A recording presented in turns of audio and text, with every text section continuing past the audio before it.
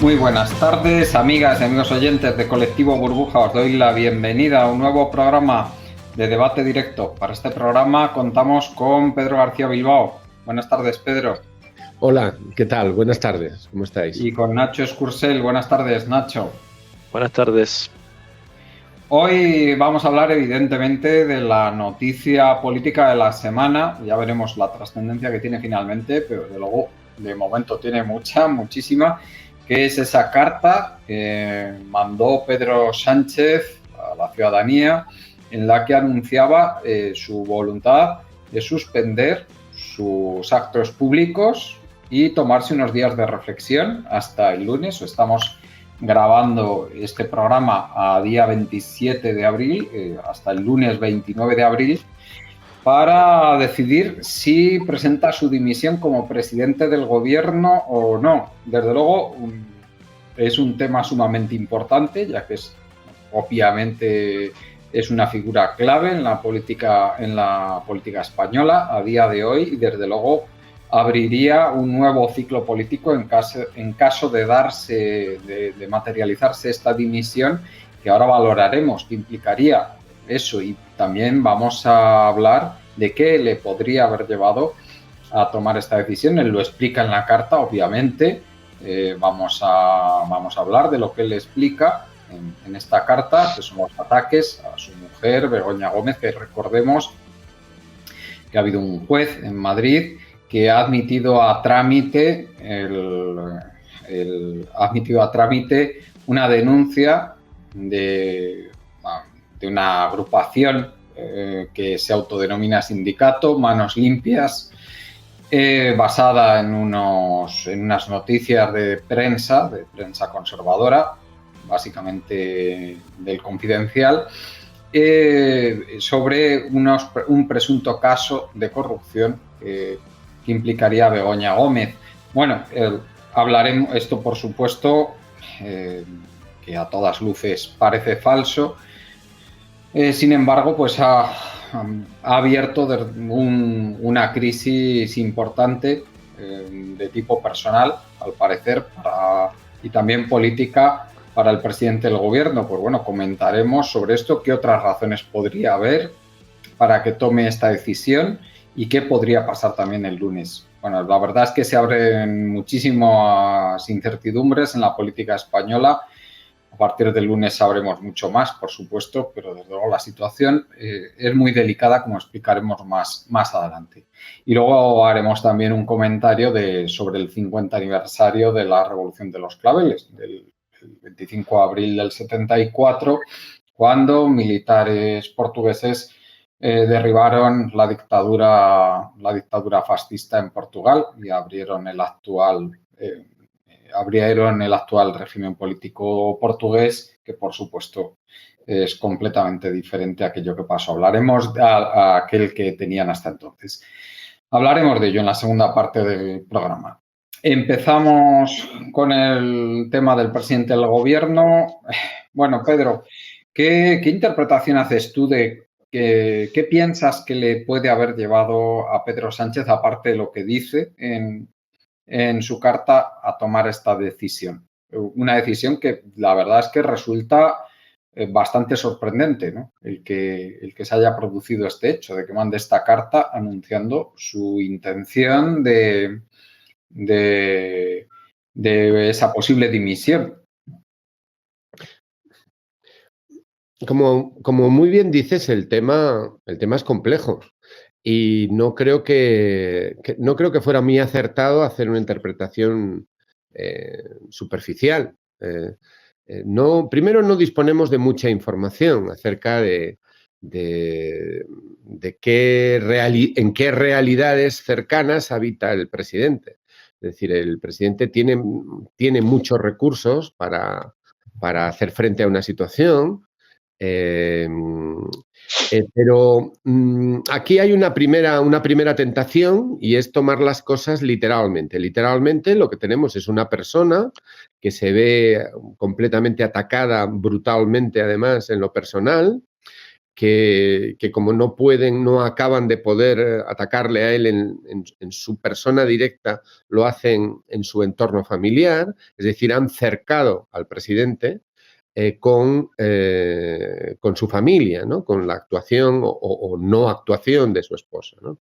Hay que pensar que está siendo objeto de todo tipo de descalificaciones y de acusaciones brutales. De ser cierto que es un activista de Hamás encubierto, o de que es un etarra, o de que es alguien que conspira contra la nación, la Constitución y busca la destrucción de España, bueno, pues entonces no sé qué hace la división acorazada que no toma la Moncloa, ¿no?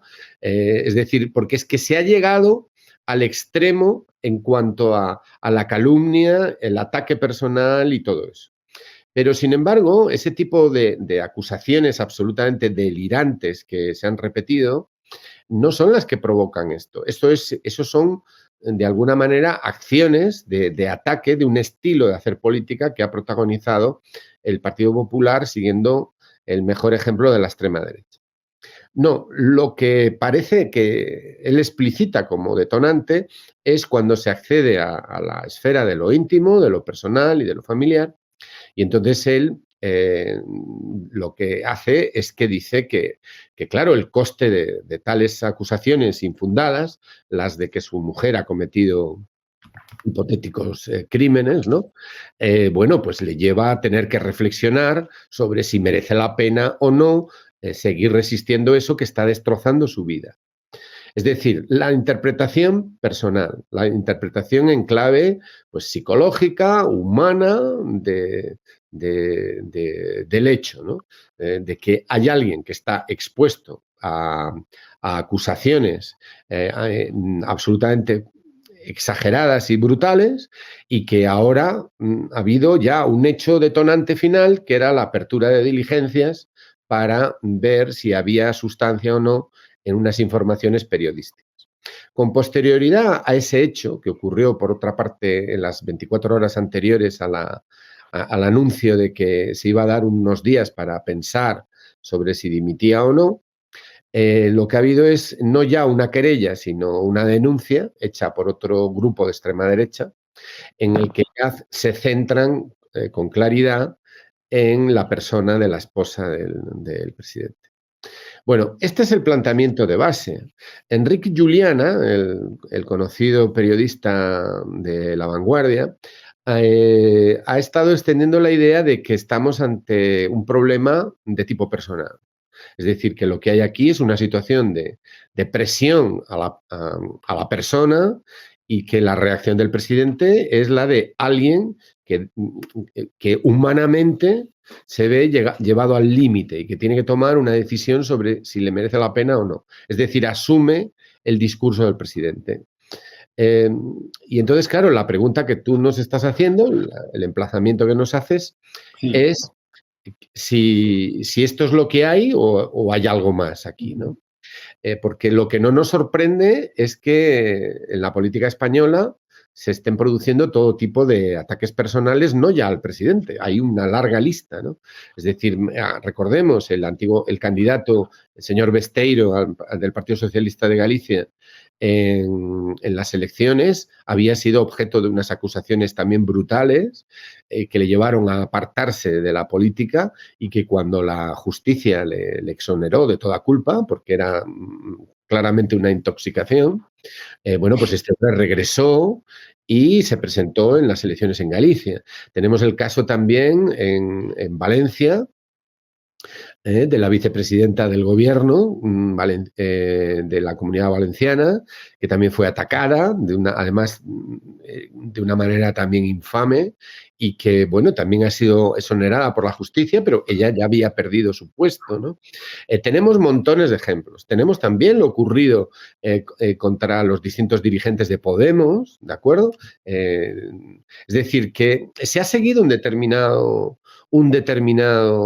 determinada línea de acción en la cual se atacaba a la persona y se buscaba completamente todas sus vueltas y todos sus posibles errores, con independencia de si eran plausibles o no. Bastaba con que se llevara al tribunal a la hora correcta al juzgado de guardia para que asegurarse de que hubiera un juez afín Exactamente, porque claro, no es lo mismo. O sea, la situación de la justicia en España es tal que depende de a la hora a la que hagas la denuncia. Exactamente, El exactamente. turno, es el turno. Si tú sabes quiénes son los jueces, tú sabes perfectamente a qué hora tienes que presentar una denuncia o una querella para que haya Para algún que tipo caiga en determinado juzgado. Claro, de claro. carga en determinado juzgado en determinado turno, ¿no? El número Entonces, 41 de Plaza de Castilla, en este caso, eso el es. que, claro, que recordemos que es un juzgado con tanta gente, con tantos jueces, que es relativamente fácil encontrar uno que esté por la labor de admitir a trámite semejante denuncia.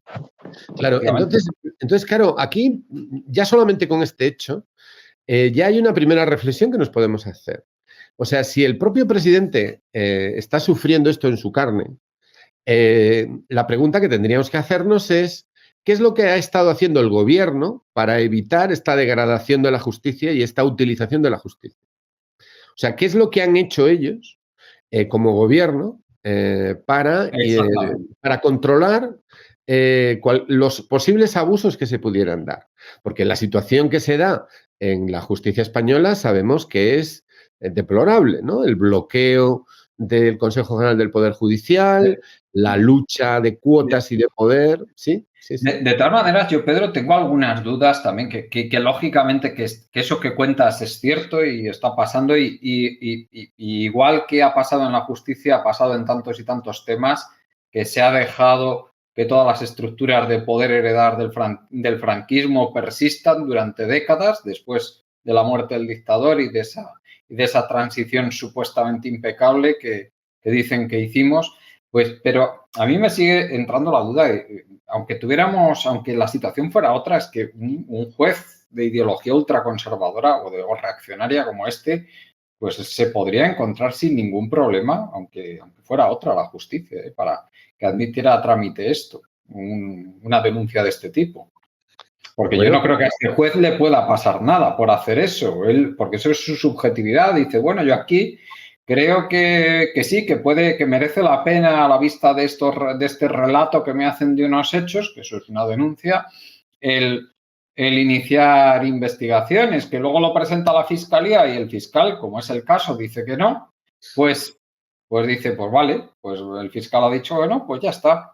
No creo que le bueno, pueda pasar nada al juez, por hacer esto. bueno, recordemos los problemas que ha tenido el juez Balear, el juez en Baleares, que admitió las querellas o denuncias que se plantearon contra Juan Carlos Borbón o contra Urdangarín inicialmente, es decir, los expedientes judiciales que se abrieron en Baleares sobre este tema, no recuerdo ahora el nombre del juez, ¿no?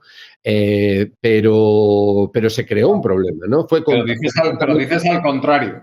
Pero dices al Sí, contrario, sí, porque estabas lo tocando digo. pero bueno, aquí estamos hablando que lógicamente no estamos tratando con gente normal. No estamos tratando con una derecha democrática, en realidad. Bueno, es que esa es la clave. Vamos a ver.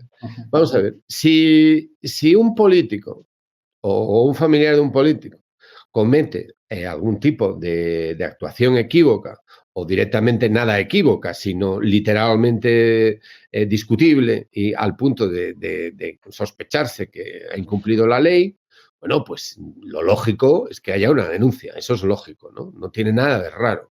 Y que eso siga el procedimiento. Es decir, eso es lo que pasa en cualquier país democrático. En cualquier país democrático, cuando hay indicios de una actuación irregular, pues se puede ir de un personaje público, pues se puede ir perfectamente a los tribunales y lo que hay es una confianza en que eso va a seguir adelante. Eso no debe de extrañarnos y no es eso lo que yo creo que estemos aquí denunciando, ni lo que nos pueda alarmar. Yo lo que estoy tratando de decir es que en España se da una conjunción de factores. Por un lado, tenemos una práctica política por parte de la derecha que consiste en judicializar cualquier problema. Es Sí, decir, exactamente. eso es lo primero. Bueno, O sea, lo primero es, sobre todo una cosa que no tiene que no tiene en realidad importancia, que es esta denuncia de manos limpias, porque tanto las informaciones vertidas por ese diario, como le queramos llamar, el Confidencial, como el que el juez lo haya de entrada lo haya admitido, haya decidido abrir esas diligencias de investigación, pues que son cosas que tampoco son importantes como para que se monte el escándalo que monta la prensa de ultraderecha también, ¿eh? Es que yo creo que eso tampoco es normal. Es que hay una combinación es que se abre la oportunidad para poder hacer toda esta movida. Si realmente uno se pone a ver qué es la realidad que están planteando estos periodistas, estas cuentas afines a ultraderecha, lo que están soltando estos medios de ultraderecha no es una realidad, es una metarealidad que se ha montado toda esta gente que poco menos nos quieren plantear que estamos ante una posible guerra civil. Y es la realidad que los tipos estos están repitiendo una y mil veces, que sus cuentas afines están repitiendo una y mil veces, y quieren hacerle creer a la gente que eso es verdad. ¿Por qué? Porque este tipo ha dicho, señores, ya estoy cansado. Si es que eso es así, pero a lo que voy, ha sido la oportunidad que estaban esperando de decir, bueno, si esto entra a trámite y él cede para seguir adelante con toda su narrativa. Bueno, vamos a ver. Entonces, aquí lo que tenemos en primer lugar es una línea de actuación política y un estilo de actuación política que se basa en la destrucción personal del contrario y en la negación del discurso y del debate político para convertirlo en una especie de guerra universal a muerte con la calumnia por sistema, ¿no? Es decir, los ataques que está recibiendo el gobierno, sea en la figura del presidente o de este ministro o del otro, del que salió o del que dejó de salir, a mí lo que me recuerda es el tipo de ataques que le dedicaban a Casares Quiroga, el presidente del gobierno, en 1936, ¿no? Es decir, los ataques eran brutales. Es decir, si uno ve la lista de acusaciones que se le hace al actual gobierno, o sea, es que, bueno, si fuera verdad todo eso, si todo eso fuera verdad, o sea, España estaría en manos no sé, de ampones, ¿no? O sea, sería una cosa brutal. O sea, cualquier solución, incluida la fuerza contra las instituciones, estaría justificada, ¿no? Porque, vamos a ver, es que le han dicho de todo. O sea, le han dicho que era de Hamás, le han dicho que era etarra, que era cómplice de los enemigos de España, que le iban a acusar por traición, que estaba siendo chantajeado por cuestiones íntimas por el rey de Marruecos. Es que eso se lo han dicho continuamente. Entonces hay una combinación de la extrema derecha y sus agitadores en los distintos medios, de medios de prensa que están en la fachosfera, vamos a decirlo, que están por todas partes, por doquier. Luego, el primer partido de la oposición, un partido de Estado, un partido que se supone que es el partido serio, llamado a regir el Estado cuando no lo es el Partido Socialista, que es el que va a defender España y su gobierno, que cae exactamente en ese mismo tipo de barbarie dialéctica, que no es simplemente una oposición política porque tengan distinta manera de llevar los impuestos o la política internacional o la política de relaciones con el Vaticano. No sé. Pero a mí, Pedro, perdona que te diga. No es nada de eso, es otra cosa. Sí, dime. Pero que que yo creo que el planteamiento que has hecho de cómo es la situación es muy acertado. O sea, tenemos todo un conglomerado de medios de derecha, ultraderecha, que realmente no hacen periodismo, lo que hacen es otra cosa, lo que hacen es utilizar el altavoz que tienen como arma política y saltándose cualquier tipo de comportamiento mínimamente ético. Eso lo tenemos por un lado. Luego tenemos un partido político que acepta, y no solo acepta eso, sino que estoy seguro que mucha gente que está dentro del Partido Popular lo promueve, el que exista toda esa... Pero no nos equivoquemos, el Partido Socialista también permitió todo este tipo de cosas. Claro. Porque cuando estaba pasando todo esto y se estaban cargando a Podemos, se estaban cargando a Compromís, yendo a por Mónica Oltra, y se estaban... O sea, todo lo que estaba a su izquierda se lo estaban cargando. Los socialistas miraron para otro lado porque les convenía. Pero la cuestión que quería plantearos a los dos es otra. Es esto que lo estamos viendo, lógicamente, pero yo no veo gran diferencia entre lo que está pasando aquí y lo que puede estar pasando en Estados Unidos. Con medios de la ultraderecha atacando de una forma brutal y también con cosas... Y no estamos hablando de medios mierder, porque estamos hablando Claro. de la NBC, estamos hablando de Fox News, estamos hablando de cadenas grandes y gente con prestigio, con nivel. Entonces, yo la pregunta que quería plantear es ¿qué instrumentos tiene un sistema realmente democrático para defenderse de esto? De gente con mucho dinero que monta medios de ultraderecha, que monta medios para tratar de difamar, para tratar de montar noticias donde no las hay, para conseguir utilizar precisamente ese altavoz mediático con fines políticos, saltándose las reglas de juego democráticas, básicamente. ¿Qué instrumentos tiene para defenderse un sistema realmente democrático, Pedro? En un sistema democrático, de entrada, sería relativamente fácil y estaría amparado por la ley y por el Estado la posibilidad de que hubiera distintas voces en los medios de comunicación. Es decir, que habría, primero, posibilidad de participar en la prensa pública, que habría medios públicos donde estaría garantizada la pluralidad de opiniones. Existiría un régimen de concesión de licencias de emisión de televisión o de radio, por ejemplo, que permitiera el libre acceso a todas las voces, de manera que pudiera haber pluralidad en las ondas, vamos a decirlo claramente, ¿no? Y luego también, si fuera un sistema democrático normal o normalizado, lo que tendríamos sería a partidos de izquierda, asociaciones, sindicatos, la sociedad civil, la parte más progresista de la sociedad civil, también tendría una proyección en los medios de comunicación porque dispondrían de medios de comunicación propios. Entonces, a mí no me supone un problema que ladre la derecha y la extrema derecha en los medios que le son afines. El problema es que si tú vas a ver exactamente qué medios tenemos a nuestra disposición cuando compras el periódico, lo que te encuentras es que lo que hay son cabeceras, la mayor parte de las veces inventadas, completamente artificiales, alimentadas con dinero de distintas fuentes, para servir de altavoz mediático a determinados grupos de poder y de extrema derecha. Pero es que eso sabemos. ¿Y dónde está la prensa de izquierdas? Pues no existe, no la hay, no tenemos una prensa de izquierdas. Entonces, ¿que hay prensa de derechas y de extrema derecha? Pues claro, pues que la haya. A mí, democráticamente, eso me preocupa hasta ciertos... No, pero el problema que tenemos es el desequilibrio, ¿no? Es el desequilibrio, es la ausencia. Claro, pero es que la misma ley de medios y la misma concesión que hay de diferentes, vamos a decir, licencias y anchos de banda para que puedan transmitir radios y etc., etc., esto está pensado para que haya 4, estén repartidos y se repartan a las personas que interesa. Porque después de todo, lo que interesa realmente de los medios de comunicación es el captar la atención, es entretener, no interesa informar, nunca interesó informar. Y si el día de mañana el que pone el dinero encima de la mesa dice esto es lo que hay que decir, se va a decir y listo. Bueno, pero no hay solo... más. Bueno, y es muy triste.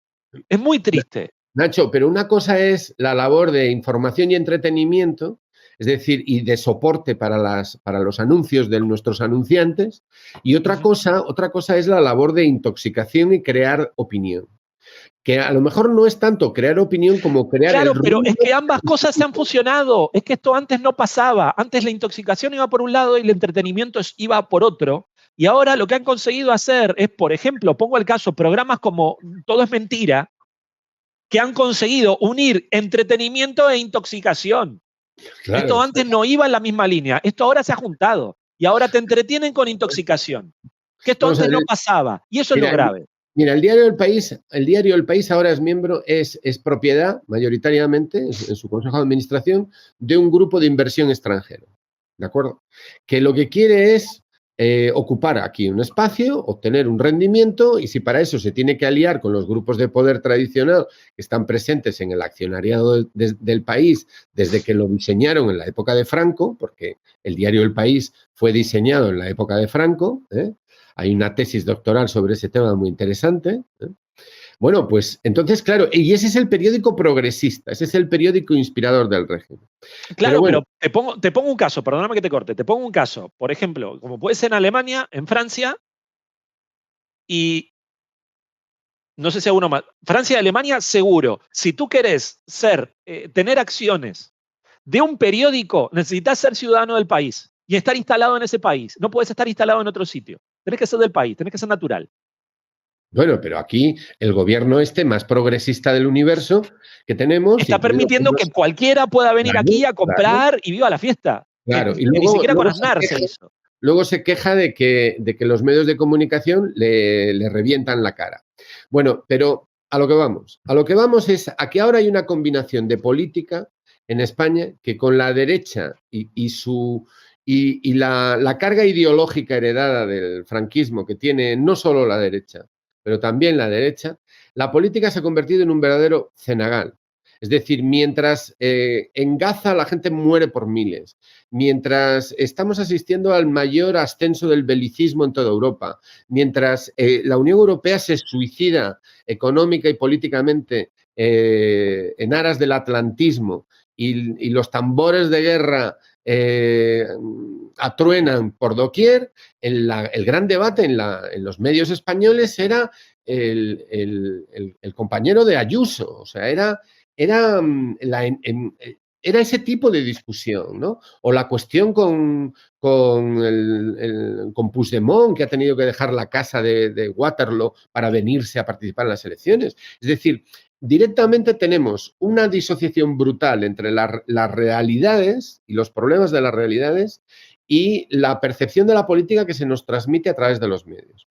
Entonces, en medio de esa línea de actuación, si nosotros analizamos la línea de oposición que hace el Partido Popular, veremos que en vez de hablar de aquellas diferencias políticas que tienen con el gobierno, resulta que lo que hacen es ataques sistemáticos a la persona, buscando la destrucción completa de la persona, si la persona resiste. Porque claro, a lo mejor ocurriría que si se entrara a analizar las verdaderas políticas, veríamos que hay consenso de base entre el Partido Socialista y el Partido Popular en montones de cosas. Hay consenso de base. Hay unas políticas de Estado que son reales. Hay políticas de Estado que unen al Partido Socialista y al Partido Popular. Lo que ocurre que como de eso no pueden hablar porque eso explicitaría la naturaleza del régimen y las limitaciones de este régimen, pues entonces montan las diferencias por cuestiones de tipo ideológico y por cuestiones de tipo existencial. Es decir, es un enemigo de España. ¿Cuáles son las líneas rojas que ha traspasado Sánchez? Exactamente. Perdón, aporto un dato. En el 78% de las ocasiones, Partido Popular y Partido Socialista votan juntos. Claro. Y además... 78%. Claro, y suma además a Junts, y al PNV. Sí. ¿De acuerdo? Sí, son los 4 partidos del régimen, eso está claro. Claro, sí. Esos son los centrales. Bueno, coméntanos, Pedro, cuáles son esas líneas rojas que tú crees, que ha traspasado el PSOE, que ha traspasado Sánchez, más bien, y que piensas que ha hecho, que han contribuido a que ocurra esto que estamos viendo. Que yo creo que es a donde vamos. Yo te voy a responder un poco indirectamente. ¿Qué quieres que te diga? Vamos a ver. Mira, vamos a suponer que, como dice Enric Juliana, esto es un problema personal. Que por otra parte podemos comprenderlo. Es decir, el nivel de ataque que ha recibido es ya brutal, ¿no? Entonces puede ocurrir que realmente esté completamente apesadumbrado. ¿Sabes? Que Juliana ha llegado a decir que esto es un problema de amor. O sea, es el amor por su esposa lo que le lleva a hundirle la moral, ¿no?, al presidente. Se ve obligado a dar un paso atrás, ¿no? Que quién sabe hasta qué punto se ha sentido herido en lo más íntimo, ¿no? Es un poco la versión que soltó Encina, diciendo de que, bueno, esto no es un problema de la democracia en España, que la democracia en España va fenomenal. El problema es una crisis de Pedro Sánchez, pero la democracia va fenomenal. Y si se queda o si se va, la democracia está fenomenal. Pues venga, vamos a suponer que eso es verdad. Compremos barcos, sí, dale. a ver qué os parece esto que os digo. Vamos a suponer que es verdad, que esto es un problema Dale. personal y que el tipo realmente se siente contra las cuerdas, que ya no puede más y que esto le va a costar su matrimonio. Y entonces, bueno, pues llega el lunes y dimite. Bueno, pues si dimite, y esto es así, y no hay más que esto, porque el que la extrema derecha muerda y ladre, pues eso entra, eso ya es de Se suyo. se pone Montero de presidenta y todo sigue igual, ¿no? Pues claro, bueno, pues nada, ya está. El hombre dimite. Y además no se pueden convocar elecciones hasta que no haya pasado un año de legislatura. O sea, a partir de ahí vendrá otra persona, pero va no pasando necesitas hasta un eso. año y cuando se complete el año se convocan elecciones y hasta que no se acabe todo eso, hasta que no, Bueno, no haya no, un nuevo pero gobierno que lo supla, no, este no, gobierno seguirá en pero funciones. Nacho, te estás equivocando en una cosa. Eso es una de las posibilidades. Hay otra previa. Vamos a suponer que es cierto, que es un problema personal. Bueno, pues si es un problema personal, nuestro sistema es parlamentario. Y entonces él dimite, hace lo que le parece, ¿de acuerdo? No hay ningún problema, resuelve el asunto, resuelven la cuestión del juicio de su mujer o de lo que haya que pase con eso, y él resuelve su cuestión personal. Y luego el Parlamento y los grupos parlamentarios de la mayoría que apoya esta línea de gobierno escoge otro presidente, otro candidato a presidente, y cuando tengan suficientes apoyos, se lo comunican al rey y el rey, bueno, hace lo que tenga que hacer. Es decir, que no necesitan convocar elecciones. Si esto es un problema personal, se puede resolver a nivel personal. Y luego, políticamente, pues hay continuidad. Las políticas de un país no dependen de una persona, son cuestiones colectivas y muy complejas, ¿no? Esto no va de que él es alguien completamente imprescindible. Si eso es así, No, por supuesto. entonces pueden poner a Óscar Puente. Perfectamente, no hay ningún problema. Sí. Óscar Puente. Y que siga la Pueden fiesta. poner, yo qué sé, a Ábalos, que es un hombre independiente, que no está en el Partido Socialista y que además ya se ha demostrado que no está procesado, ¿no? Pueden poner a Ábalos perfectamente. Además, es un hombre que tiene ganas a la extrema derecha, ¿no? Bueno, no solo a la extrema derecha, me parece, ¿no? Pero bueno, yo qué sé, incluso es la ocasión para que una mujer, por ejemplo, pueda llegar a la presidencia. Puede ser la actual vicepresidenta primera, la actual vicepresidenta segunda o incluso ya el acabose Margarita Robles. del progresismo. Elizabeth Duval, presidenta del gobierno. Ah, bueno, vale. Perfectamente, perfectamente. ¿Por qué no? No hay ningún problema. Sí, ¿por qué no? O sea, como puede ser, digo, claro, también se está barajando de que igual Zapatero dice, que yo estoy aquí. Zapatero. Se está hablando, inclusive eso. Rodríguez Zapatero podría ser un presidente fantástico. Entonces esto no es un problema personal, lo ha dicho Enrique Julián. Y no pasa nada. Ya pasa está, nada. ¿dónde está el Y problema? entonces siguen las mismas políticas. ¿Y cuáles son las mismas políticas? Porque las políticas, y ahí viene lo de las líneas rojas que tú planteabas, Juan Carlos. ¿Cuáles son las líneas rojas? Que nosotros, vamos, que yo desde luego creo que aquí hay un problema político, no solo que existe ese problema personal de Pedro Sánchez, pero que hay un problema político también. Eso es lo que yo pienso. A lo mejor es que hay que contemplar todas las posibilidades. Es decir, en primer lugar, lo que ocurra con un presidente del gobierno no es un problema individual, por definición.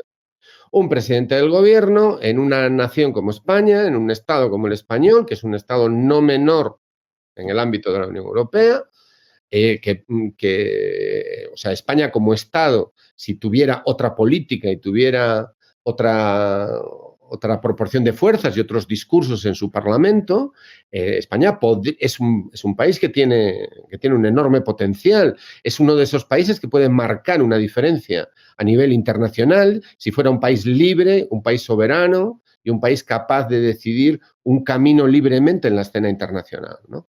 Entonces, en ese sentido, no es cualquier cosa, ¿no? Es cualquier cosa lo que es, pero podría ser bastante más que cualquier cosa. Bueno, pues vamos a suponer que aquí el problema no es un problema personal. Yo creo que no es un problema personal. Tiene una dimensión personal. Coincido. Pero no es un problema personal. Él no es cualquiera. Él es presidente del gobierno. Y como presidente del gobierno, aquí, vamos a ver, la pregunta que nos tendríamos que hacer es, si este señor no fuera presidente del gobierno, ¿Su esposa estaría siendo atacada o no? Diréis, bueno, la atacan porque ha hecho tráfico de influencias. Bueno, pues si fuera la esposa del concejal de Abastos de La Bañeza, ¿sería atacada? ¿O de una comunidad autónoma? ¿Con la misma virulencia, con la misma saña? Yo creo que no, ¿cuáles serían las líneas rojas? Vamos a ver, las políticas que ha hecho este gobierno son completamente sistémicas. Es decir, los fondos de inversión internacionales están encantados. La Unión Europea está encantada. El embajador americano está que da botes de gusto. El embajador americano no tiene ninguna queja para nada. Estoy seguro de que él hará recomendaciones para un segundo mandato. La cúpula militar, bueno, tienen a los regulares en Polonia, por favor, al grupo de regulares y a unidades blindadas en los países bálticos. Esto desde la División Azul no se volvía, no ocurría. Están encantados. El lobby militar industrial no tiene, está que no cabe en sí de gozo. Las constructoras, la banca, la compañera Botín, el señor de Zara, el IBEX 35, están todos encantados. No hay ningún problema. En ese sentido no hay ningún problema. ¿Dónde vienen los problemas? Los problemas vienen que hay una línea roja dentro de este régimen y es el papel que tiene que jugar en la gobernación del Estado las alianzas con los nacionalistas. Exactamente. Ahí está entonces, las alianzas con la derecha nacionalista han sido básicas y fundamentales en la consolidación del régimen de 1978. Es decir, a ver, ojo, no olvidemos un detalle no menor, que José María Aznar le propuso entrar en el gobierno a Pujol, de Convergencia y Unió. Sí, sí. Y claro, el tipo dijo que no, pero se lo propuso y están ahí los audios, para el que lo quiera escuchar. Está ahí. Es un hecho, Nacho. Y no solo eso, es que Pujol votó a Aznar y el PNV votó a Aznar. Y el PNV es el partido que al retirar su apoyo a Rajoy provoca la salida del Partido Popular. Es decir, los nacionalistas son parte integrante del régimen del 78 desde el principio. Eso es innegable. Entonces, es decir, pero hay unas líneas rojas ahí. Las líneas rojas son que eso siempre se ha hecho con partidos del bipartidismo central fuertes, ¿de acuerdo? Que podían necesitar un apoyo externo. Pero lo que ha hecho Sánchez, después del bloqueo al que se vio abocada la política española, cuando el desgaste sufrido por el Partido Popular y por el propio Partido Socialista tras la crisis de 2007-2008, llevó a un desgaste brutal en sus bases de apoyos. Y luego tuvimos fenómenos diversos, el 15M, etcétera, otros elementos, y un debate enorme que lleva a un desgaste político y electoral de estos partidos. Entonces, la irrupción de otros partidos, y objetivamente la irrupción de Podemos, objetivamente marcó, no tanto por Podemos, sino por el malestar enorme que había en sectores muy importantes de la población más joven y de sectores de la izquierda más o menos desencantados de los partidos oficiales o de los partidos del régimen, que llevó a la rotura de los equilibrios parlamentarios. Entonces, en ese escenario de aquellas legislaturas en las que hubo una pérdida de equilibrio entre los grandes partidos y resultó inviable formar gobierno para ellos en solitario o con los sospechosos habituales, entonces ahí la novedad fue que Sánchez, a nivel personal, se negó a votar a favor de Rajoy en una investidura, lo que le lleva a dimitir en persona por primera vez. O sea, dimitir no es un verbo que él desconozca, él ya lo ha practicado, ya lo ha hecho. Y además lo ha hecho cuando dimitir implicaba poco menos que el suicidio político de una carrera, ¿no? Porque él sale del Parlamento y no estaba escrito que él fuera a recuperar el control de su partido y que fuera a ser presidente del gobierno en absoluto, ¿no? Entonces, él tiene, en primer lugar, esa es su historia. Su historia es la de alguien que es sistémico desde el principio. Es alguien que está llamado a ocupar grandes puestos en el Partido Socialista desde el inicio por razón de su vida, de sus primeros contactos, que no vamos a entrar a analizar. Pero en un momento determinado él dice, no estoy de acuerdo, y dimite. Entonces, si él dimitió una vez en una situación muy difícil, él, ahora que ya no tiene que demostrar nada, porque es presidente del gobierno, podría dimitir otra vez perfectamente. Pero la pregunta es ¿por qué? ¿Por qué? ¿Y qué es lo que ha hecho él, además de dimitir en aquel momento? ¿Qué es lo que ha hecho? Bueno, pues él ha abierto a la cogobernación del país Exactamente. a un conglomerado de fuerzas que no estaban llamados, dentro de los equilibrios del régimen, a tener un papel importante en la formación de gobiernos de nuestro sistema político.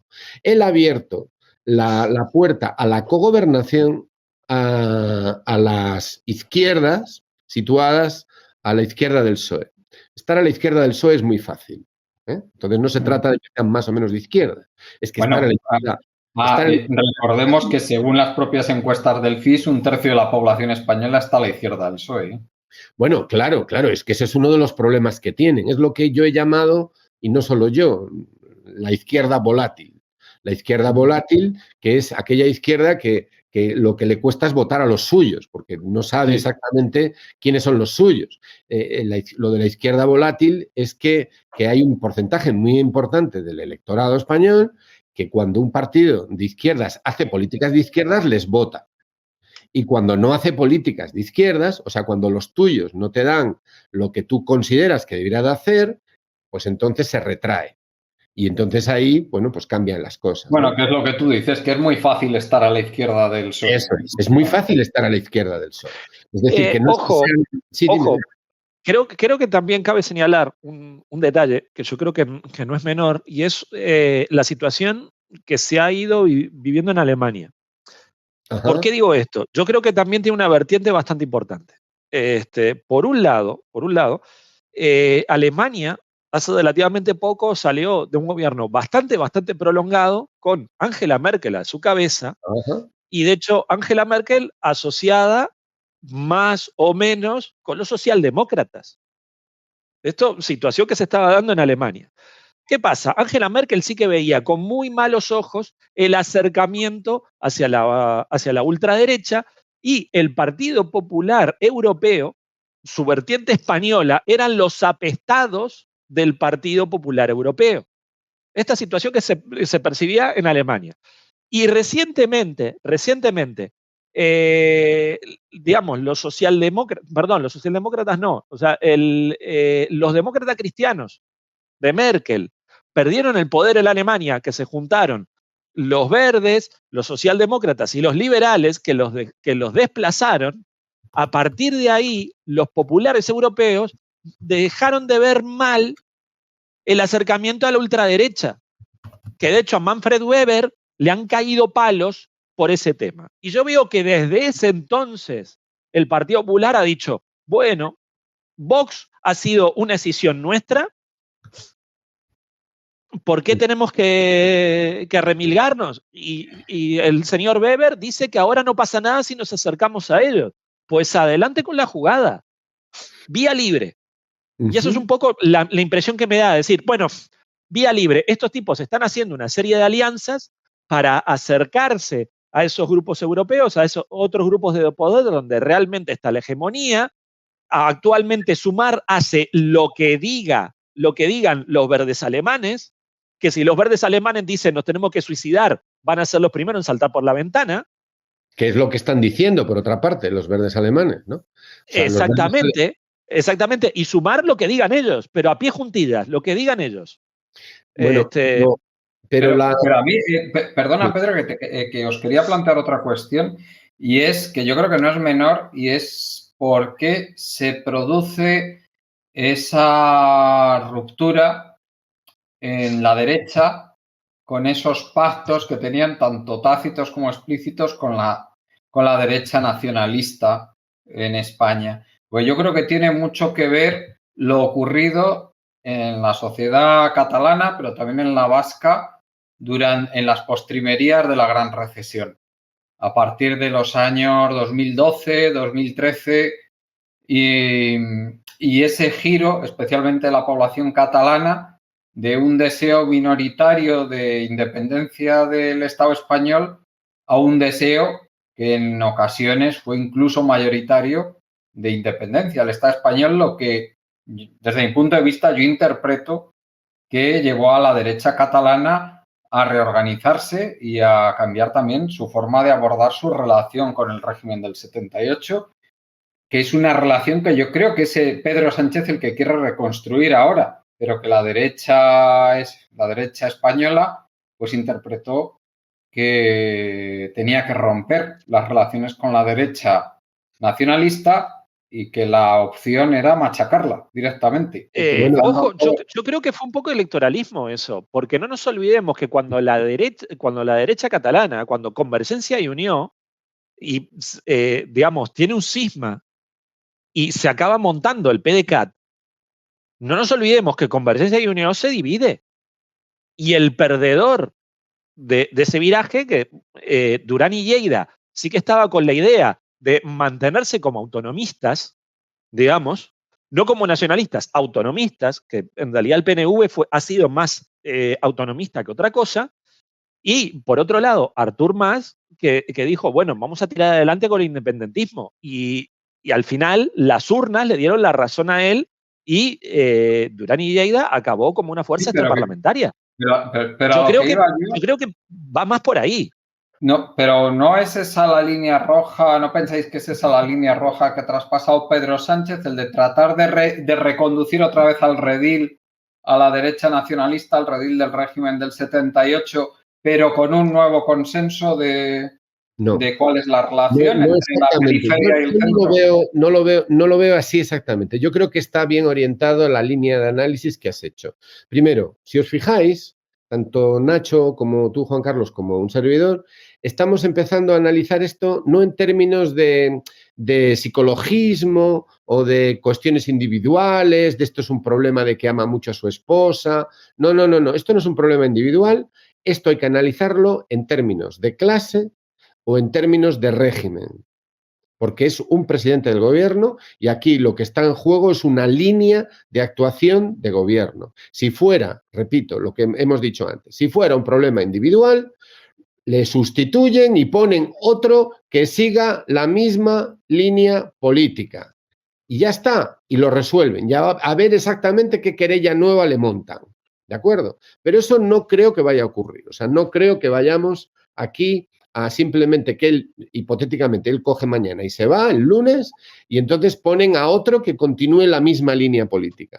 Yo lo que creo, y yo creo que esto lo compartimos muchos, aquí lo que hay es una impugnación brutal a la línea que ha seguido Sánchez, no en aquellos aspectos totalmente sistémicos que él hace, sino en algunas líneas rojas que son las que tú estabas empezando a aventurar.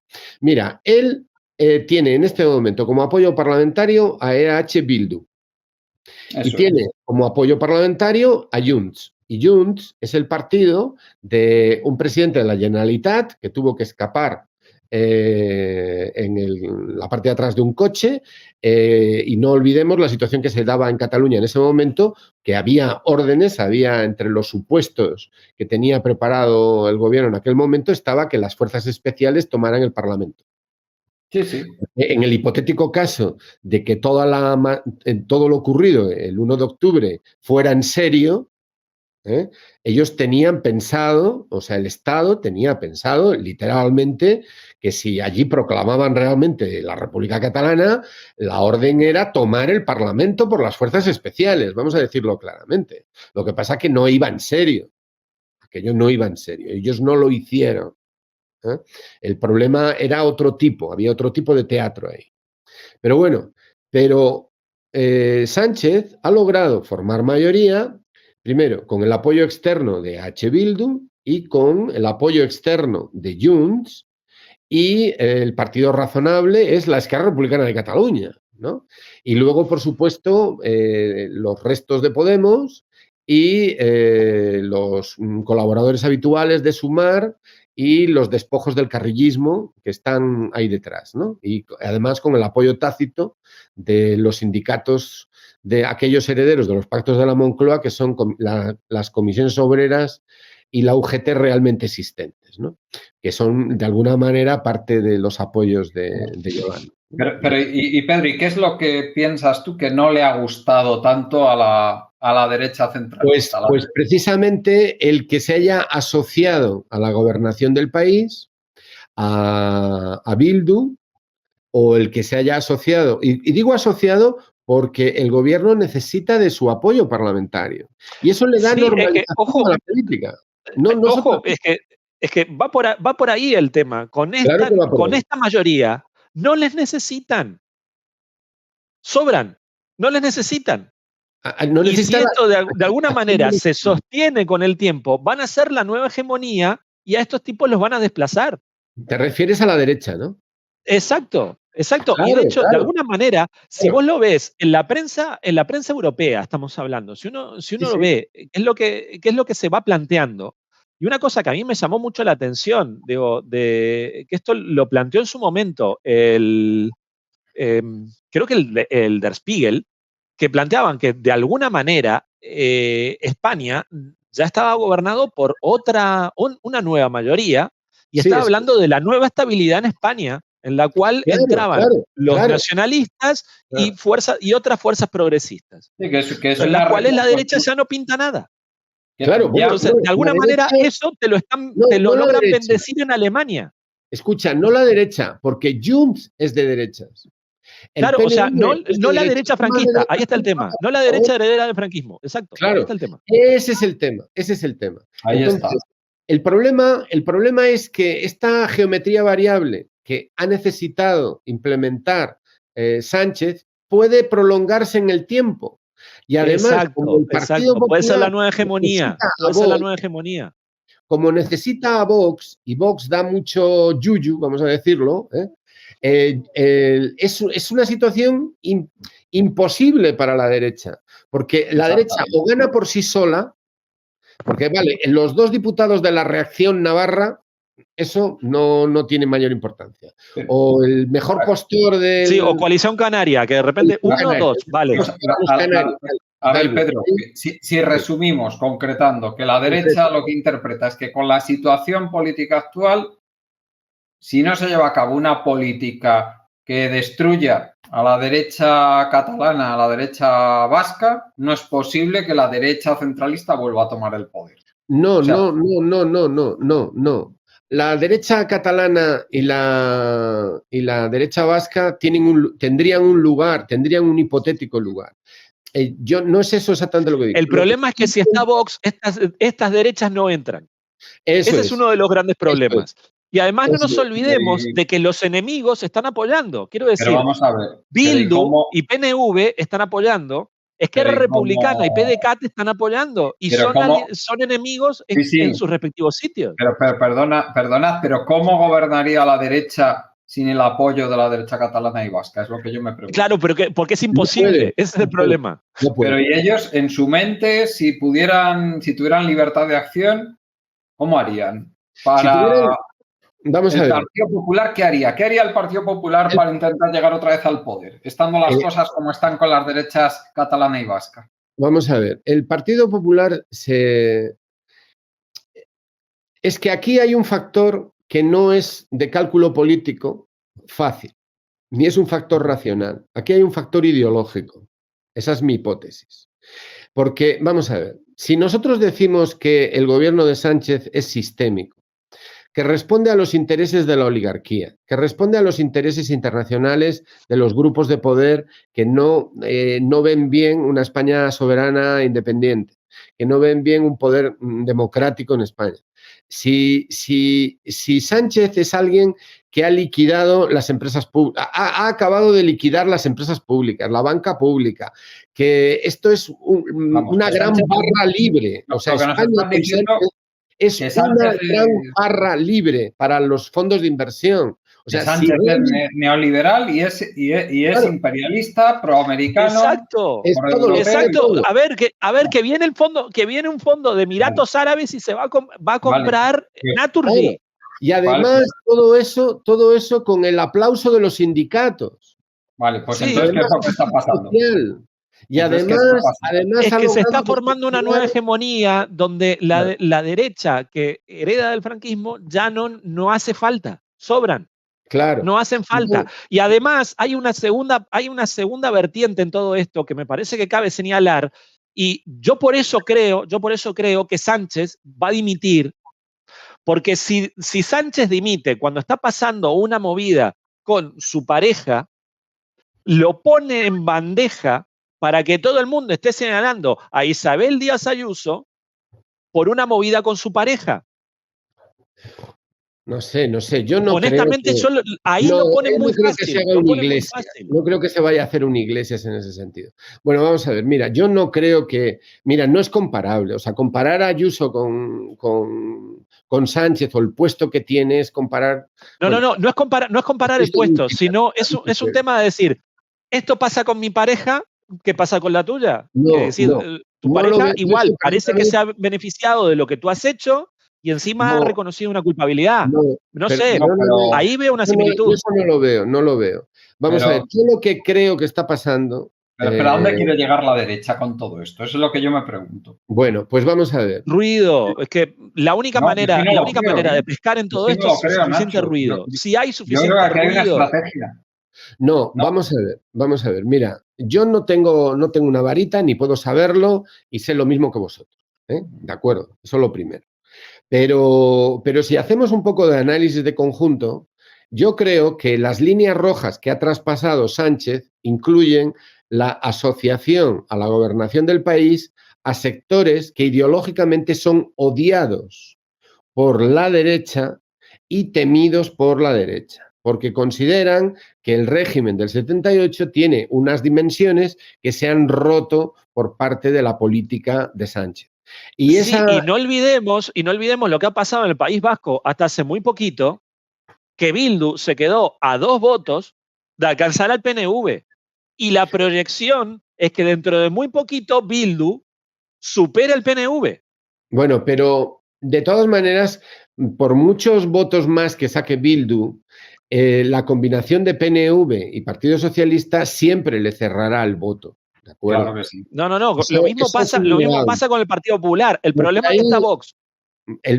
el problema, bueno, vamos a ver, Vox, lo que impide Vox, o lo que representa Vox, es el que un Partido Popular que necesite algún voto no pueda lograrlo mediante una asociación con la derecha catalana y vasca como ha ocurrido antes. Sí. Pero no solo es Vox, también es el propio Partido Popular. El Partido Popular, No, en un momento determinado, cuando Aznar, cuando gobernaba, logró mayoría absoluta por sí solo, decidió poner poco menos que fuera de la ley políticamente a Pujol y a los demás. Rompió completamente con los Recordemos lo de Puyol.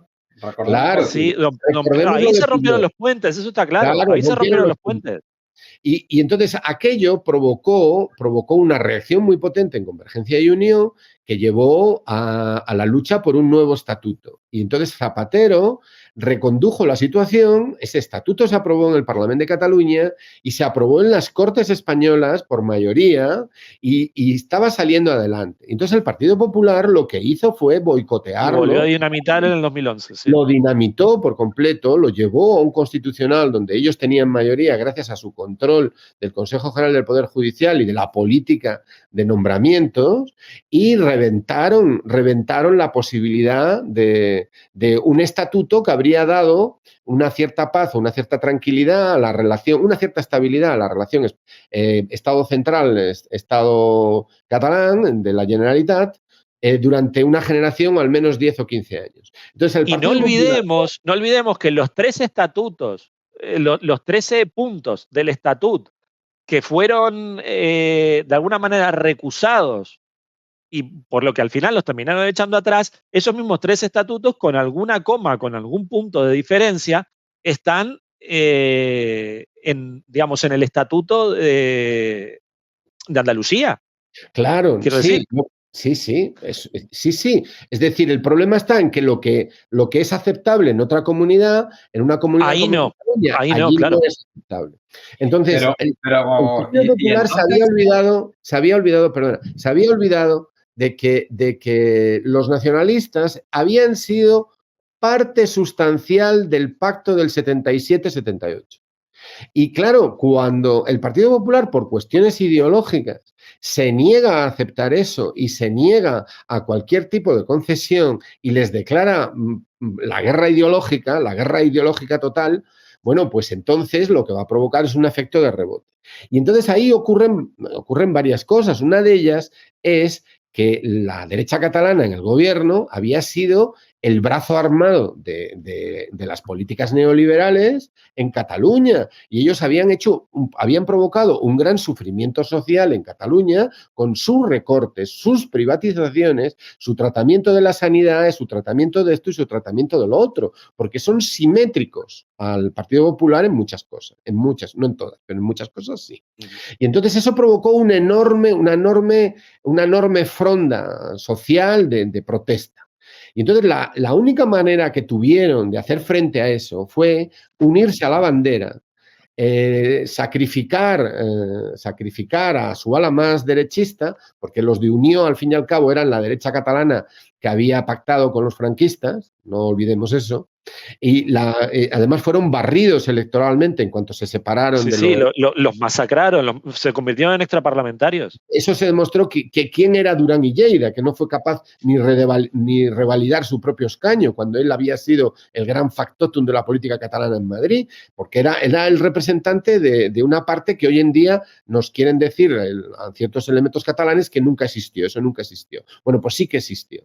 Bueno, entonces, la única manera que tuvieron fue envolverse en la bandera y decir que el problema de todo no somos nosotros, no somos que nosotros somos neoliberales y tenemos nuestro propio plan para tratar con Bruselas y para tratar con el Fondo Monetario y con el Banco Central y con los grandes fondos de inversión y con Israel y con las aseguradoras privadas de sanidad, que eso es lo que le gusta a la derecha catalana, y entonces lo que dijeron es el problema es que Madrid nos roba.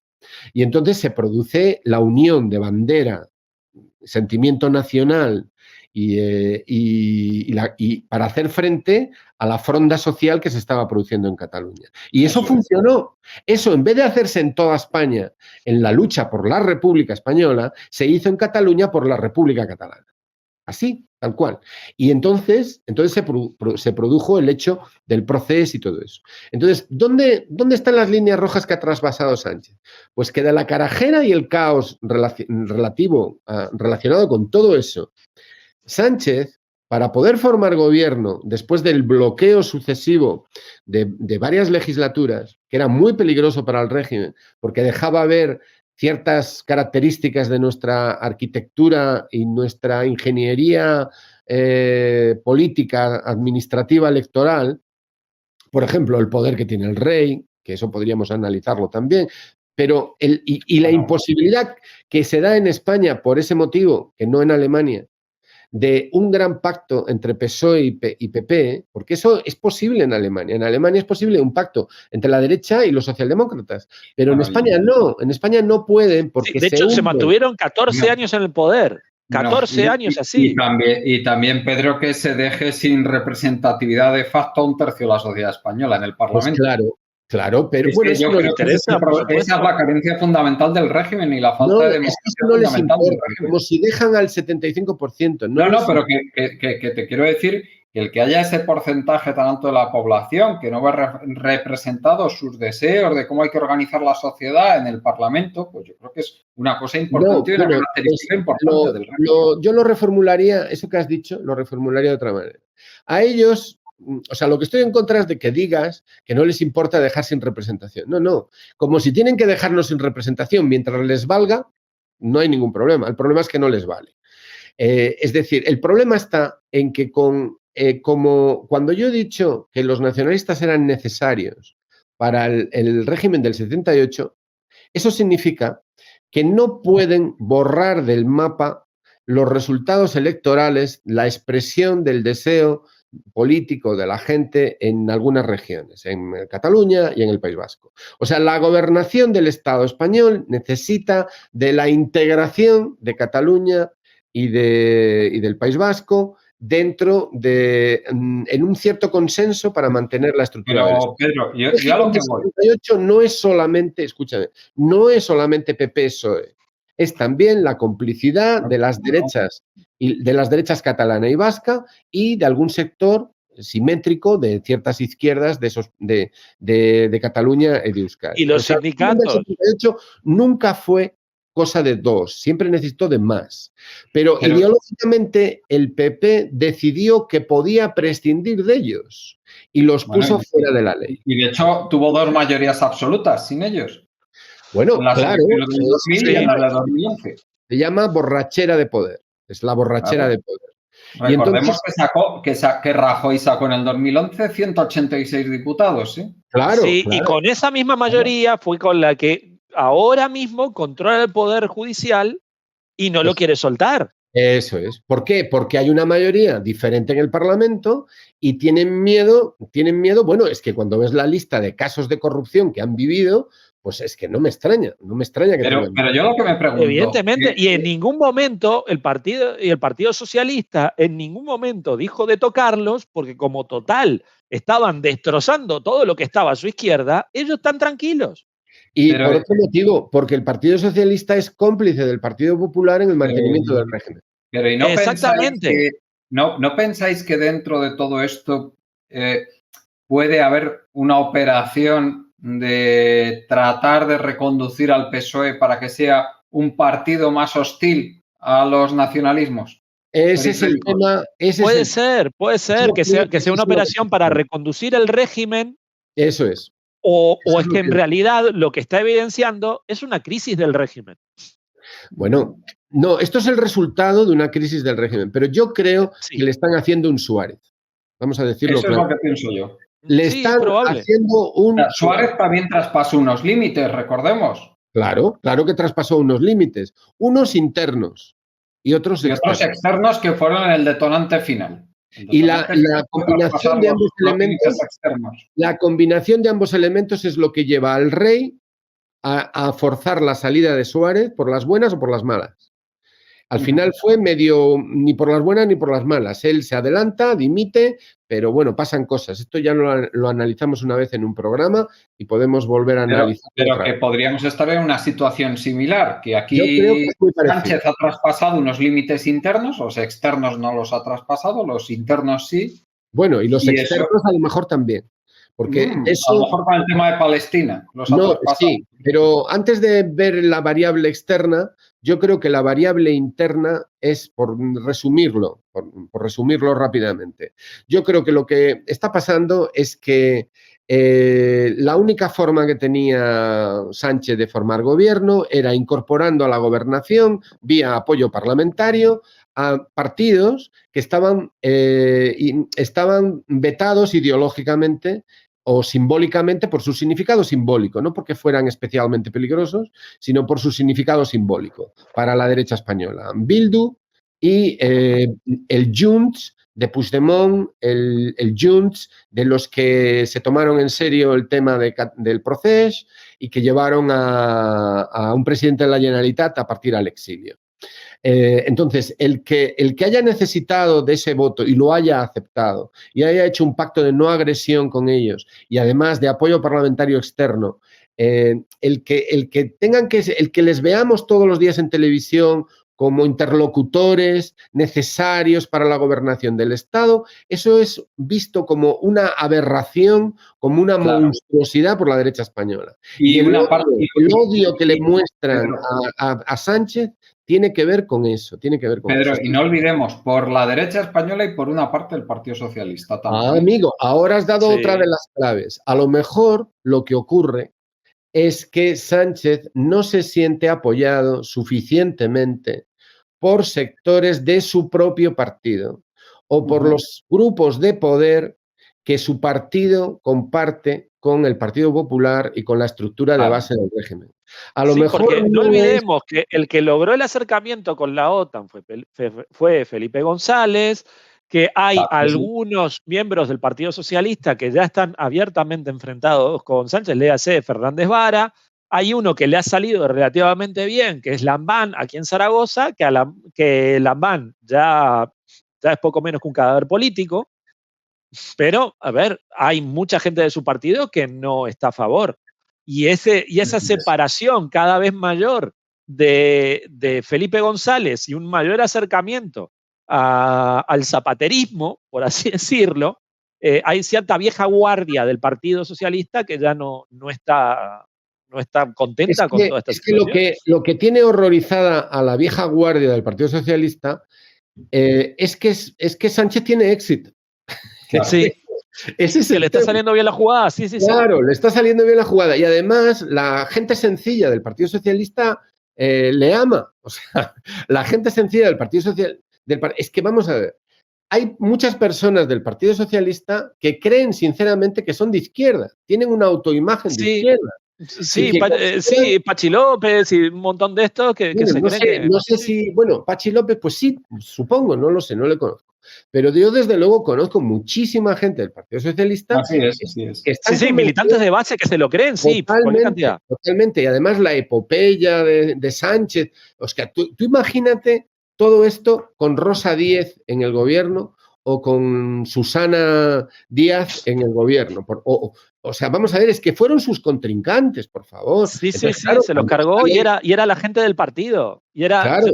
A ver, Susana Díaz, no nos olvidemos que fue la apoyada por Felipe González y claro. por toda la vieja guardia. Entonces, para muchísima gente del Partido Socialista, por supuesto, su militancia es un acto de afirmación de izquierda.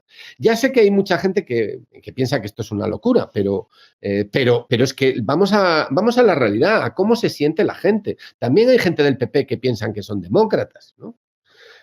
Hay gente que lo piensa, se lo cree y todo, ¿no? No llegarán nunca a nada en ese sentido, ¿no? Liberales, bueno, hay liberales que hasta se creen que son liberales, ¿no? Sí, sí. Lo cual ya es delirante. Vamos, Jiménez Los Santos, el gran liberal, por ejemplo, ¿no? Pues, claro, que le van a hacer un plurireportaje en televisión española dentro de un poquito. Claro, pero entonces, si realmente por favor, o Riego, o Argüelles, bien. Pero bueno, vamos a dejar eso. Pero bueno, que si realmente estamos en esta situación, Pedro Sánchez lo que está haciendo es una moción, habría que hacer una lectura en clave interna del PSOE y está haciendo una moción de confianza a nivel interno en el PSOE. No. Vamos a ver, si esto es un problema personal, él dimitirá y pondrán a alguien que defienda la misma línea. Esto lo vamos a saber muy rápido, ¿eh? Sí. Es decir, aquí lo bueno que tiene esta situación, lo grave que tiene esta situación, es que vamos a poder definir bien cuál es la situación de fondo rápidamente. El lunes. Si él dimite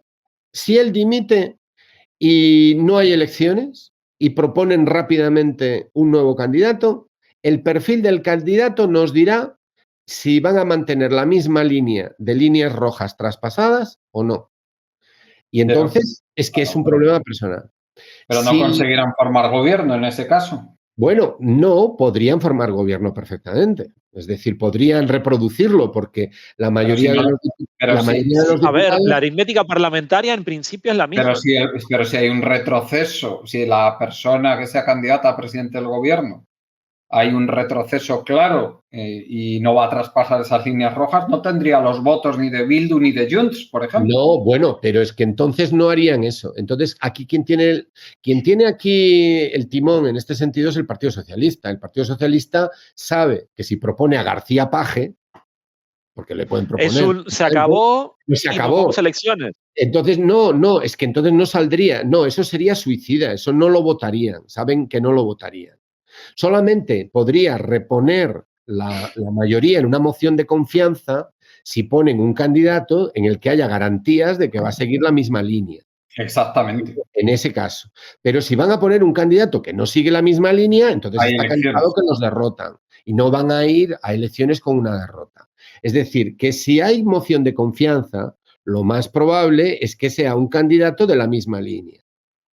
Y si en vez de hacer moción de confianza convocan elecciones, amigo, entonces ahí es donde puede haber un proceso interno en el Partido Socialista y ese proceso interno darnos sorpresas y tener un candidato que representaría un salto atrás del Partido Socialista y sería Y una recomposición hacia la derecha del régimen. Claro, sería, y eso es. básicamente. Entonces, el Partido Socialista, con un candidato anti-Sánchez o antilíneas rojas, para entendernos, un candidato dispuesto a un entendimiento con el Partido Popular, le volvería a pasar como ocurrió con Zapatero, que se llevaría las manos. Lo que podemos estar ahora mismo, la situación a la que nos podemos estar enfrentando con esto, que yo creo que no se está analizando en ningún lado, es que esto puede ser claramente un cambio de ciclo político muy importante en que el régimen se convierta en algo mucho más reaccionario de lo que ha sido hasta ahora. Totalmente. Sí. Esto diréis, bueno, ¿y cómo podéis saberlo? Pues mira, vamos a ver qué pasa el lunes. Es que es muy sencillo. Si, además, yo creo que los parámetros están muy claros, porque hay momentos en que la claridad aflora. O sea, vamos a ver, si hay nubes oscuras, tormenta, y nos cae agua, es que hay tormenta, claro, es evidente, ¿no? Vale, y que nos vamos a mojar. Bueno, pues esto puede verse. Cabe la posibilidad de que si no es un tema personal, sea un tema en términos de régimen. Y si es en términos de régimen, el factor diferenciador son las líneas rojas que traspasó Sánchez. Y esas líneas rojas son la incorporación a la gobernación de Bildu y de Junts, que son odiados literalmente por motivos simbólicos o ideológicos o lo que sea, por la derecha española. Y además de mantenerse esa línea de actuación, habría posibilidad de repetir las mayorías durante mucho tiempo, porque ha normalizado la situación política de esos partidos al incorporarlos a un debate nacional. Y eso deja fuera a una parte de la derecha. Y eso es lo que quieren impedir. Eso es lo que quieren impedir. Eso es un tema muy peligroso para la derecha española, porque es que les dejaría realmente con el culo al aire, porque se vería que todo lo que han dicho de toda esta gente durante tanto tiempo, de Bildu, de Junts, de los nacionalistas catalanes, pues que era mentira. O sea que... Bueno, pero si es que lo que han dicho de Sánchez es que es de jamás, por favor. Entonces, claro, han dicho que era de jamás. Es decir, las acusaciones a Casares Quiroga eran de risa comparada con las que le hacen a Sánchez. ¿Me entiendes lo que te digo? No, es que ya a esta altura, a ver, el Partido Popular se siente fuerte a nivel local. Hay ciertos lugares que son bastiones que ahí no va a perder el poder, eso está clarísimo. Y desde entonces también hay un problema en clave interna que, por un lado, Feijóo estaba con la idea de alguna manera de tratar de calmar las aguas dentro de su partido entre la línea que tenía Pablo Casado de ir alejándose poquito a poco de Vox. Lo mismo pasaba con otra gente un poco más de su perfil. Y en teoría, Feijóo venía a calmar las aguas, porque no olvidemos que Ayuso, que es la que está marcando ahora la línea dura de su partido, sí que tiene un acercamiento abiertamente con la gente de Vox y a ella no le representa ningún problema. No olvidemos eso. No, pero mira una cosa. Si la peor hipótesis que estamos planteando fuera cierta, hay repetición de elecciones, porque este dimite, y el PSOE pone un candidato percibido como derecha, más derecha todavía que él, entonces el escenario sería lo que Feijóo llegó a plantear al inicio de esta legislatura. Si yo saco más, usted me vota. Usted me apoya, si yo saco más, tú me apoyas a mí, claro. Yo le voto y usted prescinde de los nacionalistas. Exactamente. Ese es el escenario que busca el Partido Popular. Y ese es el escenario en el que se siente a gusto una parte del Partido Línea roja. Línea roja, pero con los nacionalistas. El odio a los nacionalistas. Bueno, el odio a los nacionalistas y a cualquier... Claro, pero no olvidemos que esto fue un fallo de cálculo en su momento con Aznar, cuando dijo, bueno, que yo a Pujol lo invité a la mesa de los mayores. No se quiso sentar a la mesa. Ya no te necesito.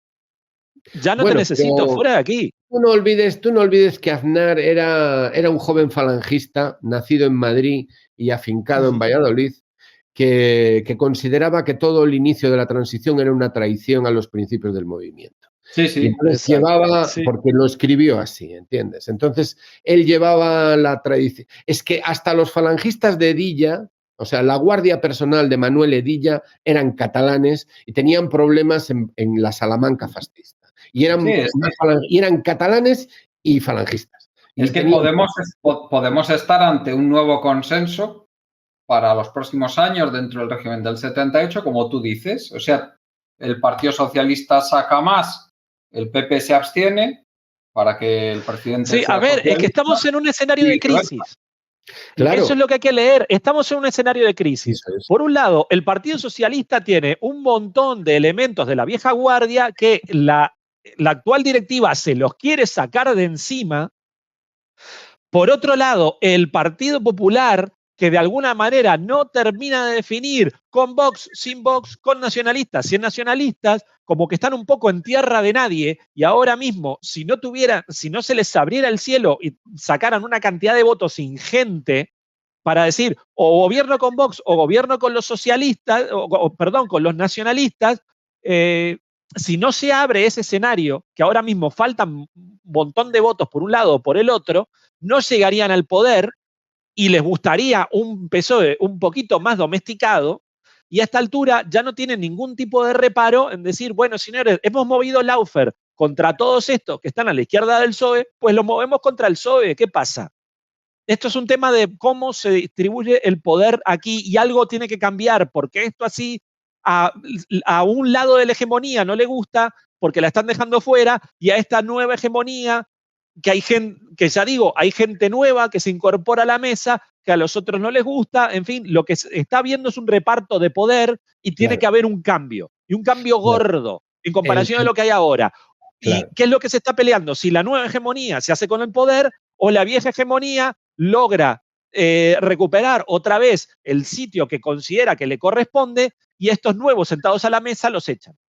Ese es el problema que hay ahora. Claro. Es que la nueva hegemonía es la que representa a Sánchez con una geometría variable de apoyos que suma. No. Es que ha logrado la cuadratura del círculo. Ha logrado que la derecha catalana y vasca le vote en defensa propia, así literalmente. Que las izquierdas nacionalistas le voten también en defensa propia, porque además es su oportunidad. Y que lo que queda de la izquierda posmo-woke y carrillista reciclada le vote también, porque es su gran oportunidad histórica, ¿no? Y entonces claro, y lo bueno del asunto es que esa mayoría se puede volver a repetir perfectamente. Oye, y una cosa, que tenemos el tercer escenario, que Pedro Sánchez el lunes... O que no dimita. Bueno, no, que Pedro Sánchez el lunes diga que sigue. Que eso significa que sigue y en algún momento... Del partido. Claro, pero en algún momento, a partir de entonces, no estás obligado a dar un toque de atención muy severo a nivel judicial. Decir, bueno, señores, toda esta fiesta que se montó el Consejo General del Poder Judicial, que vino a Europa y dijo, señores, hay que renovarlo, que mucha gente dijo, hay que renovarlo, sacaste una ley un poco parche, decir, bueno, ya no vas a poder nombrar más jueces, quiero decir, pero en algún momento va a tener que decir, bueno, señores, aquí se acabó la tontería. Si se queda, tiene que dar un golpe arriba de la mesa. Claro, está obligado a dar un golpe arriba de la mesa, si se queda. Tenéis mucha razón, Juan Carlos. Has dicho algo obvio, pero que nadie está diciendo. Señores, que puede seguir, que puede agradecer los apoyos, decir que se reafirma, que adelante y ya está. Bueno, vamos a ver, si esto fuera un país normal, cuando un político y un primer ministro pues está siendo objeto, él o una persona cercana de investigación judicial, pues en cualquier país dimiten, porque eso ha ocurrido. Mira la lista de casos en Europa, ¿no? Hay unos pero a ver, Sánchez no dimitió cuando pasó la movida en la valla de Melilla, que el tipo tendría que haber agarrado a Marlaska y colgarlo de los huevos, y no dimitió. Y se metió aquí quiero decir, la gendarmería de marroquí se metió a repartir palos en territorio español. Y el tío ese no dimitió. Pero vamos a ver, pero no dimitió. Perdón que me exalté, porque ese tipo de cosas Eso es, son cosas Para que pasan en España, ¿entiendes?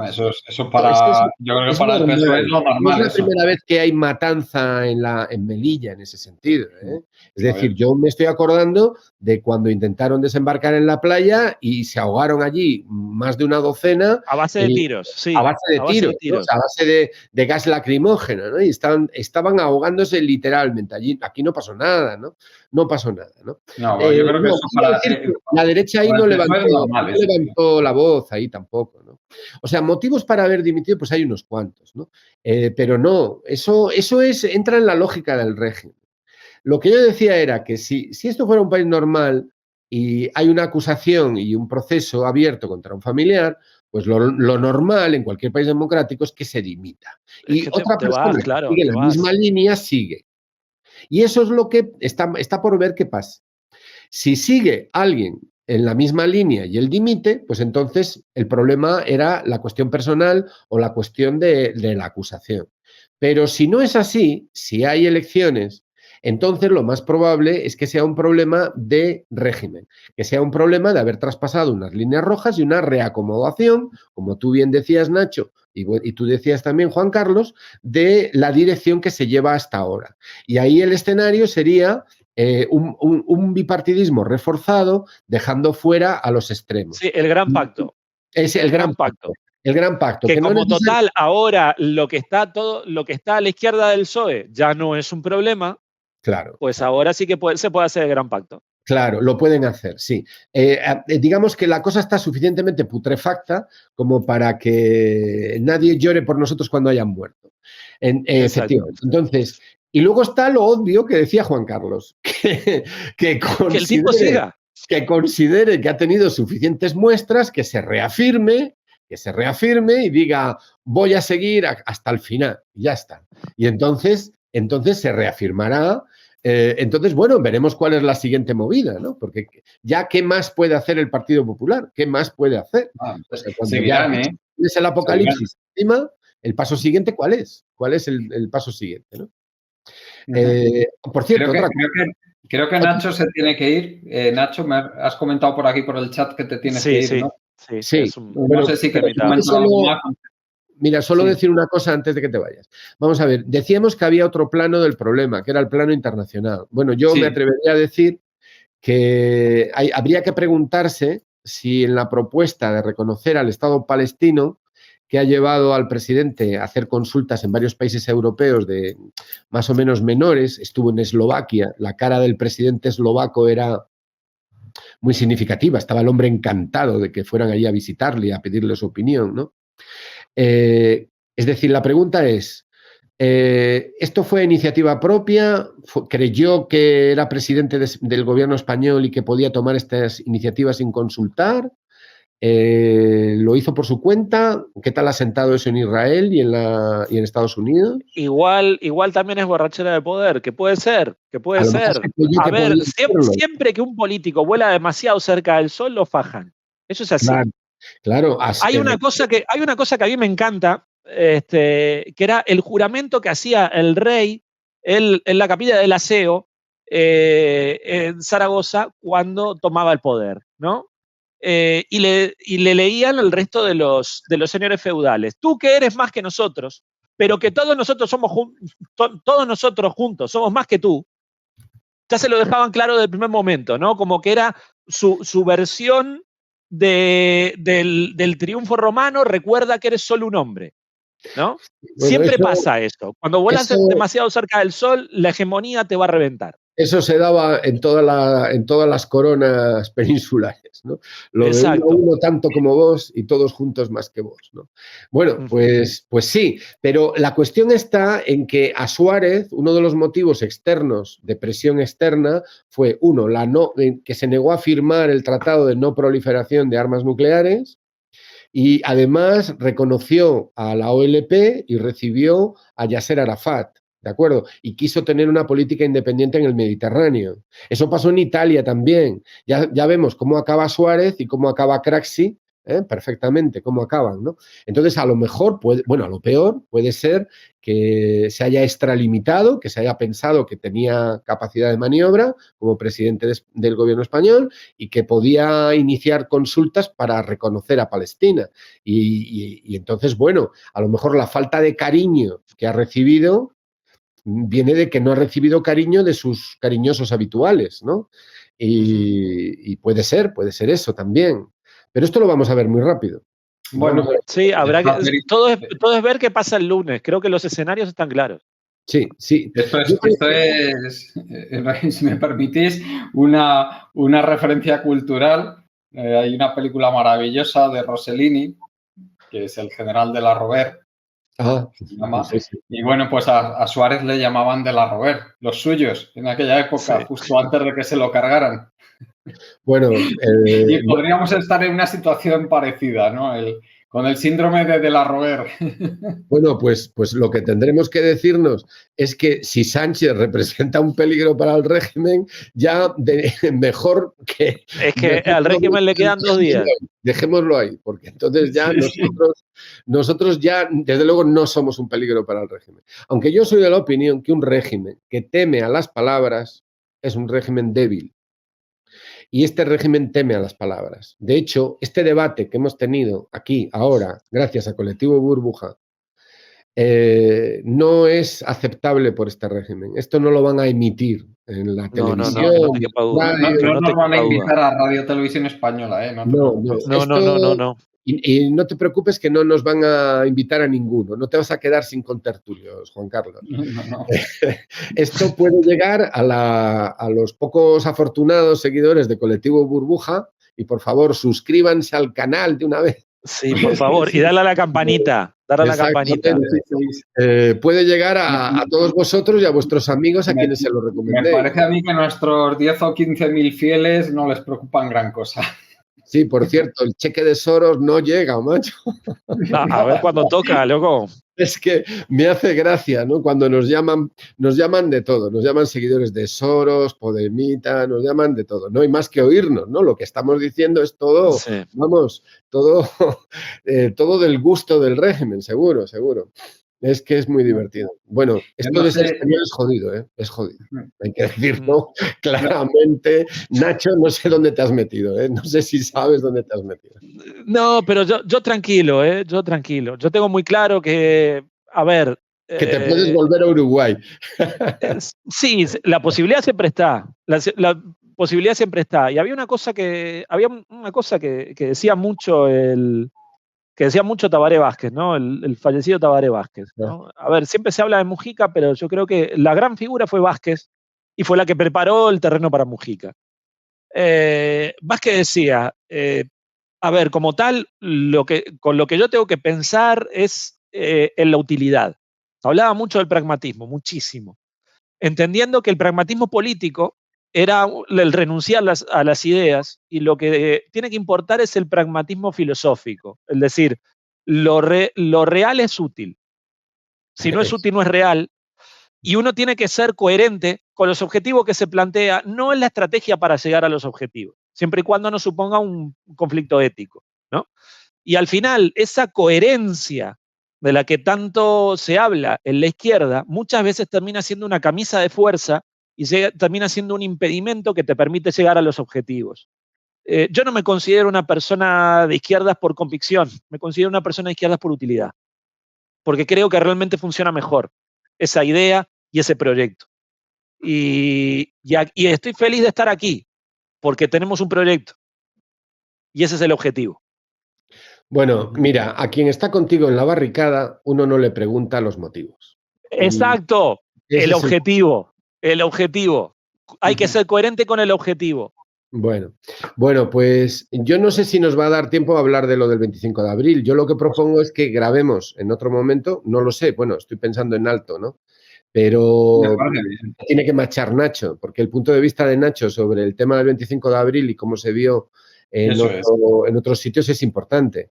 Sí, sobre todo el cómo se vio en Uruguay, el cómo se vio aquí en España. Claro, claro. Pero yo voy a decir... Sí, dime, Juan Carlos. Nos da lo mismo 50 años que 50 años y una semana. para hablar Exacto. del 25 de abril. Pero el compromiso de Colectivo Burbuja de hacer una reflexión sobre el 25 de abril, a mí me congratula. O sea, creo que es necesario. Además, os voy a decir una cosa. No va a haber mucha gente que sea capaz de hacer un análisis de lo que ocurrió el 25 de abril y nosotros, y España, ¿no? Porque la cosa normalmente se queda pues en la emoción, la cosa icónica, el Grándola Vila Morena, pues en fin, todas estas cuestiones, ¿no? Y tenemos muy idealizado todo lo ocurrido el 25 de abril. Cuando en realidad, por resumirlo, si yo tengo que dar mi opinión, fue la transición al revés. Bueno, yo creo que ellos lograron cosas que aquí son impensables. Pero No, por supuesto. Si aquello tuvo, por decirlo así muy rápido, como un avance, ¿no? Con independencia de otras voces que podamos incorporar al debate, ¿no? Yo creo que si aquello, cuando lo analizas en detalle, ves los problemas que tuvo y cómo fue su desarrollo y las contradicciones que tuvo y que no llegó a apurar todo lo que pudo llegar a haber sido, bueno, pues entonces se queda uno con una sensación un poco agridulce, ¿no? Pero fue un gran triunfo, fue un gran momento de triunfo. O sea, aquella sociedad necesitaba, al menos simbólicamente, ese momento de triunfo y lo tuvieron. Aunque luego no lo pudieran desarrollar totalmente, ¿no? Pero claro, cuando comparas como españoles lo ocurrido en Portugal con lo que fue la transición española, entonces te das cuenta de hasta qué punto lo de España fue dramático. Porque, claro, no vamos a adelantar acontecimientos, pero lo de España fue mucho peor, mucho peor. Y además sangriento. Porque Sí. en el proceso en Portugal, en los procesos en Portugal que hubo, en el proceso revolucionario en curso, que es como le llamó el movimiento de las Fuerzas Armadas, pues sí, hubo también enfrentamientos. Aquel 25 de abril murieron varios manifestantes y 2 miembros de la PIDE y tal. Estamos hablando de 6 personas. O en distintos enfrentamientos posteriores que hubo también bajas, ¿no? Pero muy poco, fue poca gente. Cuando lo comparas con los cientos de muertos de la santa transición española y pacífica transición española, ¿no? Porque en España hubo cientos de muertos y el resultado fue muy diferente y el proceder fue muy diferente, ¿no? Entonces yo creo que tenemos que hablar y hay que hablar de lo de Portugal. Y hay que hablar de eso, sí. Pues si os parece nos vamos despidiendo ya, emplazando a nuestra audiencia pues para ese programa que grabaremos la semana que viene. Ese programa en el que trataremos, por supuesto, también de lo que va a ocurrir este lunes. Y haremos el análisis. Claro, hablaremos de lo ocurrido el lunes, claro, eso es. Y entonces, la semana que viene sí que prometemos hablar del 25 de abril, además de hablar de lo ocurrido el lunes, que ya hemos dejado planteados los escenarios, la interpretación, y haremos el análisis de lo ocurrido este próximo lunes dentro de menos de 48 horas. Bueno, pues muchas gracias a toda la gente que nos escucháis. Gracias, por supuesto, Pedro, Nacho, y os dejamos ya, emplazándoos, como ha dicho Pedro, a que os suscribáis a nuestro canal de YouTube y con nuestra página web colectivoburbuja.org. Hasta el próximo día.